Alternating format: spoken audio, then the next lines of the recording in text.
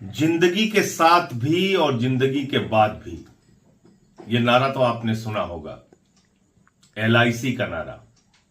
जिस एलआईसी के ऊपर देश के करोड़ों लोगों का भरोसा है, विश्वास है कि अगर हम अपनी गाढ़ी कमाई का पैसा एलआईसी में लगा रहे हैं तो ये हमारी जरूरत पर हमको वापस मिलेगा।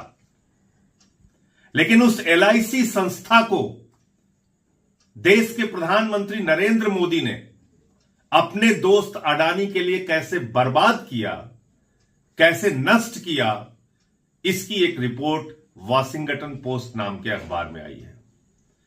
आप कह सकते हैं अमेरिका का अखबार है, लेकिन सवाल यह है कि हिंदुस्तान के अखबार तो मोदी जी के दोस्त के बारे में कुछ लिखते नहीं, हिंदुस्तान के टीवी चैनल मोदी जी के दोस्त के बारे में कुछ दिखाते नहीं।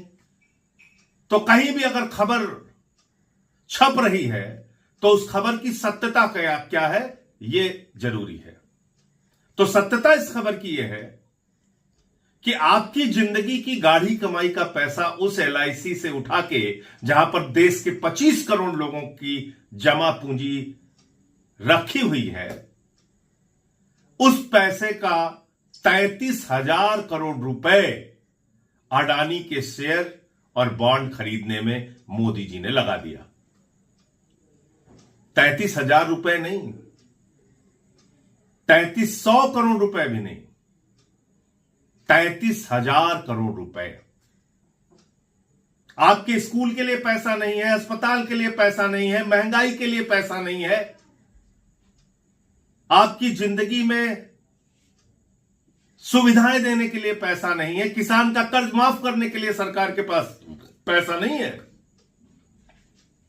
लेकिन अपने दोस्त के लिए सरकार ने खजाना खोल दिया और एलआईसी से कहा हमारा दोस्त डूब रहा है, अडानी डूब रहा है, उसके ऊपर निवेशकों का भरोसा पैदा हो, इसलिए तुम इनके शेयर और बॉन्ड खरीदो। और 33,000 करोड़ रुपए का शेयर अडानी का एलआईसी ने खरीदा।